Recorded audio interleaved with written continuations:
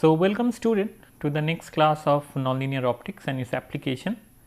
So, in the previous class we have studied two different principles. One is Newman's principle and another is Kleinman's symmetry, and applying these two symmetries we find that it is possible to reduce the elements of D matrix, and eventually from 18 different elements we can go down to 10 different elements, and then further we can even go to two different elements, two different distinct elements, and making all other elements as 0, and that one can find by applying Newman's principle, which suggests that under symmetry operation the structure of the D matrix remains same. So, today we will going to understand the more important thing, that how inside this crystal the second harmonic process is generated. So, let us see what we have today. So, in order to understand the second harmonic in the crystal, first we need to know what is the matrix form for second harmonic, and then sum frequency generation and difference frequency generation, and then we will study about the second harmonic generation in a specific crystal. We use KDP crystal here, which is a very well known crystal to generate second harmonic. So, let us start with the matrix form. So, this is not a very new thing, but still this matrix form is important and one should understand that how these matrix forms are generated. So, in couple of classes ago we have already demonstrated that how the P matrix is represented in terms of IJK, and this P nonlinear in terms of IJK is written in this way as shown here. So, this is the way one can write. Since we are dealing with second harmonic, so my frequency component will be 2 omega. So, 2 omega is generated as a result of the combination of omega and omega. So, once I add 2 omega, I will generate the frequency 2 omega. This is the 2 omega frequency component of the nonlinear polarization. In general, in nonlinear polarization there will be many other frequency terms that we have already shown in our earlier classes, but here we are only looking for those terms where the frequency components are 2 omega. Now, the frequency component of the 2 omega can come from these two elements Ej and Ek with omega and omega. So, when they multiplied each other, so we will have a 2 omega components, and that is why here we are saying this is a second harmonic process. So, eventually in terms of D matrix we will have this.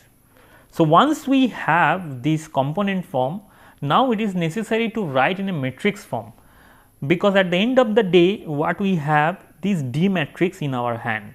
So, we know what is D11, D12, most of the cases as I show in the previous classes that it is vanishing, most of the components are vanishing. So, we will have a simplified form of the D matrix, and then it is easier for us to calculate Px, Py, Pz, which are the nonlinear components of polarization matrix. So, now if I write these things in matrix form, then Px, Py, Pz can simply be represented in terms of Ex, Ey, Ez in this way. So, one can readily derive this from this. So, if I write Px here in the right hand side, in the left hand side it will be 2 epsilon 0 d of x, and now Ij is a indices that will going to change. So, first indices will be xx. So, I will write Ex, Ex. So, that is E square, this is the E square term, and this is the D11 index. Xx index means D111, and we know that D111 means D11. So, if I multiply, the first term is this. What about the second term? Second term again in the left hand side Px, we have 2 epsilon 0 D1, second term should be D22. If I write D22 in the second term, we will write D, here 2 means YY, so it should be DYY. So, we will have D2 D12 EY square. So, this is D12 EY square, the second term. Similarly, for third term we have D133 and we have DEZZ, so it is Z square. Fourth term we have D, for the fourth term which is D14 here, which is D of 1, 4 means 2 3, 2 3 means if I write in terms of x y, so it is x y z. So, here we have E of y, E of z, and this will come twice because this is y, this is z. So, another term will come where we should have this is z and this is y, but both the cases we know for the permutation symmetry that D of x of y z is equal to D of x of z y. So, we should not bother about that. Since there will be 2 term, so 2 multiplied by E y E z will be here corresponding to D 1/4 term. In the similar way, D 1/5 and D 1/6 we have all the terms here. So, this is for P x. In the similar way, we can write P y and P z. I do hope all of you understand how to write this matrix form, which is very important in studying how the second harmonics are generating inside the crystal, and the process is quite straightforward. Once you know what is the component you are talking about, then you can readily able to write, and this is the compact form of this. If I expand this, it will be coming in this way only. Okay, so this is the matrix form of the second harmonic. So, we can also able to write the matrix form of some frequency generation. So, some frequency generation is nothing but if we have two frequency components, then what happened that these two frequency components can add up and generate a summation of that we know because we have already studied these things. So, omega 3 is a frequency which is generated by omega 1 and omega 2. So, now P ith component can be represented in terms of E j and E k having the component omega 1 and omega 2. In the similar way, if I start with P x component, it should be x and x, but the frequency components are different. You should note previously it was E x s square, but it is now x x, it is now y y, but the frequency components are different, and z z frequency components are different. Once we go to the other term, then again we have the combination, one combination, for example, the fourth term. So, D 1 4 is essentially D 1 2 3, D 1 2 3 means D x y z. So, once x y z is there, this is x, this is y, this is z. So, we will have two terms, one is y with the frequency component and another is z with a frequency component 2, but other term is still possible, which is y with a frequency component 2 and z is a frequency component 1. Both the cases they will going to generate a frequency omega 3, because when we multiply these two things we will generate omega 1 plus omega 2. If we multiply these two, again it will generate omega 3, which is omega 1 plus omega 2. That is why we have two terms adding here. In the similar way, we have the other terms, exactly the logic is same. So, this is the way of writing of second harmonic for some frequency in matrix form. Well, if I able to write the second harmonic and some frequency, so why not the difference frequency? So, difference frequency one can also write exactly in the same form, but one should remember that since it is the difference frequency generation, so we have P x. So, I need to find out omega 3. Omega 3 is how omega 3 is generated? Omega 3 is generated as omega 1 minus omega 2, the difference between these two. So, since it is related to minus of omega 2, instead of having E k omega 2, I should write E of star of E k of star of omega 2, because we know that this is E k star of omega 2 is nothing but E k of minus of omega 2. So, this notation in many books you will find they follow. So, we are following the same notation here. So, now instead of multiplying these two, we now have a star. Here also in the similar way we will have the summation, but in form of star, because we are dealing with difference frequency generation. So, these forms are very important. So, I believe you can understand these things. Once you once you write this matrix form, readily we will find what is the value of Px, Py, Pz. That is important because these are the terms that is generating the second harmonic waves. So, that is why the direction is important, in which direction they are generating the second harmonic wave or the sum frequency wave or the difference frequency wave is important, and one can find out the entire thing by just writing this matrix form. Well, after having the knowledge of this matrix form, the next important thing that we going to learn is about the KDP crystal. KDP crystal is a very interesting crystal, and in KDP crystal normally we generate the second harmonic, and let us try to find out what properties we have in KDP crystal. So, KDP crystal is a uniaxial crystal, transparency in the visible range. Obviously, it is transparent. If it is transparent in the visible range, then it is easier for us to apply it in the visible range. Normally, we work in the visible range, and then it is the second harmonic generation is observed in this crystal by illuminating light 1064 nanometer, and it will going to produce the light at 532, which is exactly the half of the wavelength of whatever the fundamental wavelength we have, and then we can generate second harmonic. So, here we have a picture here. So, if you look to this slide, there are many information that is dumped here. One is this is the picture of the crystal, and optics axis is also shown.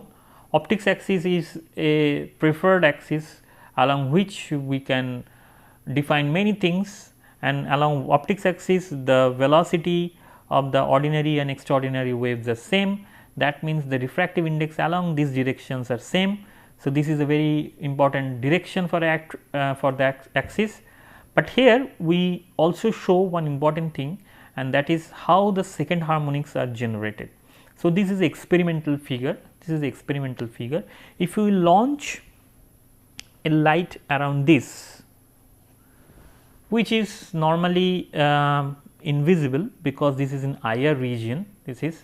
So, gradually what happened that in the output for KDP crystal, we will get a reddish color of light, which we say for the timing is a fundamental. However, fundamental light, if I launch it 1064, it is difficult to see because it is not possible to see with your naked eye. You need to put special thing to see these IR lights, but in the experiment we can do that, and this is the nature of the fundamental light.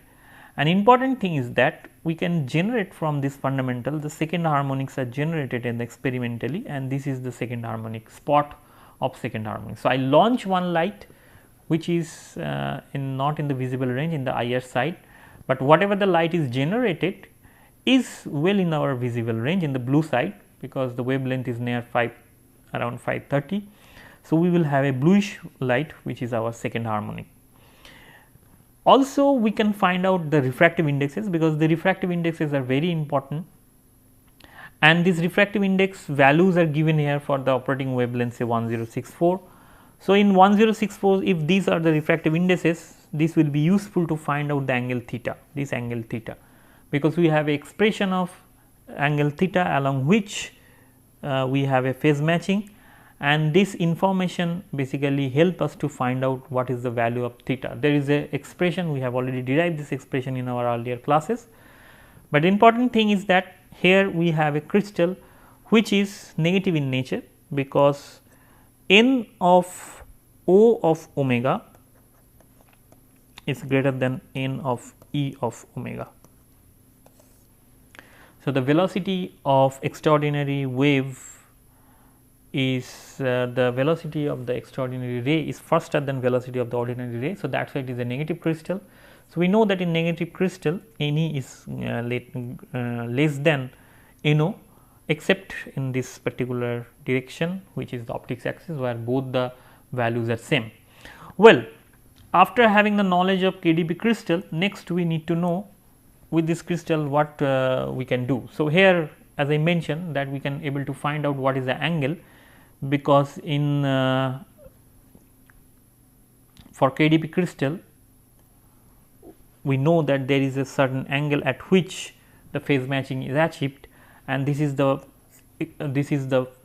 example, this is the value of this theta. And if I now start putting this value in O of omega in O to omega from here at the operating angle at the operating wavelength, say 1064 nanometer, then we will find that this angle is around 41 degree. So, if I launch an electric field around 41 degree, this is the z axis and it is the x axis, then we should have a phase matching. Also, the D matrix of the KDP crystal is shown. So, here you can find that D matrix, there are only 3 non-zero components are there in the D matrix, and these non-zero components are sitting in this way: D14, D25 and D36. These 3 are non-zero components in the D matrix. So, we have the D matrix, we know along which angle the phase matching is there. These 2 very important information are there. So, now what we will do, we will try to find out what is the condition to generate the second harmonics in KDP crystal, or how the second harmonic is generated in the KDP crystal. So, before that we need to understand few things. So, let us understand what is going on here. So, here we find for KDP crystal 41 degree is the angle, preferred angle along which the second harmonic is generated, but we never mention that the orientation of the K, because K can be in ZX plane and K may not be in ZX plane, but still the angle might be 41 degree. So, if I look a more general figure, so one azimuthal angle one can assume which is referred here as a phi. So, in all cases, if this vector is rotate into this cone, one can make this cone. So, in this cone, for all orientation of the K, this angle is theta, because this is eventually a 3-dimensional figure. For 3-dimensional figure, we have a rotation like this. For all cases, this is touching with this this point is basically a round wise as shown here. So, all the points here over this circle, the value of the K is same, magnitude of the K is same, and the direction is changing because my azimuthal angle is changing, but interestingly the phase matching angle which is phi, which is theta here, is not changing. That means all orientation, the phase matching condition is valid. So, now question is, what is there any preferred direction of theta as well as phi for which we have a more value of the second harmonic more, or what is the condition to generate the second harmonic? Is it the sufficient? Is the angle is important, this phi is important or not? So, this is the spatial orientation of the K, where the angle theta is maintained here, but K is in ZX plane. So, we start with this this condition and try to find out if K is in ZX plane, really second harmonic will going to generate or not. That is the first thing that we will do. So, let us try to understand that. So, case 1, in case 1 what we have? In case 1 we have K is in ZX plane. So, K is in ZX plane, make an phase angle theta is 41 degree. So, this angle is around 41 degree and Z is the optic axis. To achieve the phase matching condition around this OO to E system, that means two ordinary wave, they can merge and generate an extraordinary wave. So, the fundamental wave must be an ordinary wave. That is the first thing that we should look into, that what should be the fundamental wave, and this fundamental wave should be ordinary wave. because two ordinary wave can generate an extraordinary wave. This is the O plus O equal to E system, since the crystal is negative in nature. So, now the OA wave should be perpendicular to the z axis and k, that is very important. So, the orientation of the O wave, if this is O wave, it should be perpendicular to both k as well as z, the optic axis. The O wave is always perpendicular to k, propagation constant, the direction of propagation constant, and z. Here if you see that this is z, k is in this plane. So, if it is perpendicular to both, then the E has to be in y direction, which is perpendicular to this plane. So, now we know my P nonlinear is this, where E is this. P2 nonlinear is represented by this, where half of P these things, I just write the old equation here, but orientation of the K is important. Orientation of the K, it is making an phase matching angle, but it is in x z plane. The question is, if this is the orientation, whether really we will going to get any kind of second harmonic or not. Okay. So, once we have the knowledge of my D matrix, it is readily, one can readily find out what is the matrix form of second harmonic, that we have already shown in this class. But before that, I can write that P I 2 omega tilde, that is the amplitude of the nonlinear polarization at 2 omega point, is equal to E j omega and E k omega with tilde, that means the amplitude of this. So, now if I try to find out what is the amplitude of the electric field for this system, we can say that electric field around x and electric field around z is 0. Here it is mistake, here should be z, E z. So, electric field is only along y direction, because if you remember the previous slide, k is along this direction, this is our k vector making an angle 41 degree, this is optic axis z, and in order to have the second harmonic, my fundamental wave has to be an ordinary wave. So, this ordinary wave is perpendicular to z as well as k. So, that means it is along this perpendicular direction, and this perpendicular direction means it is along y direction. Since it is x and z plane, it is along y direction. So, that is why E y is not equal to 0 here. So, now what we will do? We now know what is E x, E z and E y. E x, E z is 0. So, this is 0, this is 0, all the other terms will be 0. D matrix for KDP crystal is given. So, this is my D matrix, and P x, P y, P z is there. So, we need to find out what is my P x, P y, P z. Now, if I calculate this P x, P y, P z, we find an interesting thing that P x, P y, P z all are 0. That means, even though the k is launched along the direction for which the phase matching angle is satisfied, but still we are not getting any kind of second harmonic, because the matrix product. So, what is the conclusion here? Try to understand one by one. So, first we see that P x, P y, P z can be 0 even though the phase matching condition are there. So, that means launching of the k is very important, the azimuthal angle is important. If I launch the k vector along x z plane, but still the phase matching is there, but will that cannot ensure that the second harmonic will going to generate. So, the matrix product here, what the conclusion we have, let us check. The matrix product vanishes for the specific orientation of k vector, no nonlinear polarization of 2 omega. Since the k is in, as I mentioned, is x z plane, so matrix product is 0 here. So, P x, P y, P z is 0.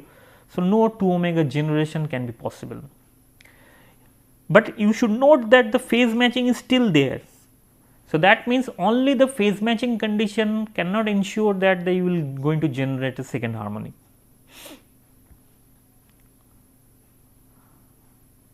So, only the phase matching condition of the direction of k vector is not only, here should have a t. So, not only the phase matching condition, the direction of the k vector is equally important to excite second harmonic, as I mentioned. So, here we find that phase matching is there. I launch the k vector along the direction for which the phase matching is there, but azimuthal angle is very important, because I can launch the k vector in infinite orientation for which the phase matching is there, but the direction is different. Based on the k direction, one can know what is the direction of E ordinary and extraordinary, which eventually generate the second harmonic.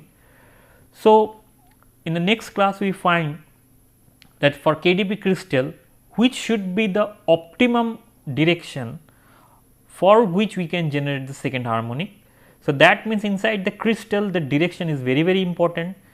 If I launch the k in a direction for which the phase matching is there, that cannot ensure singly. So, this is not the only condition for generating second harmonic. We need to find out the azimuthal angle, that orientation of the k is really very important, for which I can generate or maximize our second harmonic. So, today we will going to conclude our class. So, we just started the generation of second harmonic in KDP crystal. One condition is shown where the k is in xz plane. So, in the next class we change the orientation of k and try to find out how the second harmonic will going to generate, and most importantly, if that is the case, how the D matrix will affect and what should be the effective D value, which value, because there are 3 different D values are there in KDP crystal, which D value is really responsible for generating the second harmonic, that is important. We need to find out that D value for which we are generating the second harmonic. So, with this note, let me conclude my class here. So, see you in the next class, where we learn more about the second harmonic generation in KDP crystal and about the orientation of the k and optimize the D matrix value. So, thank you for your attention. See you in the next class.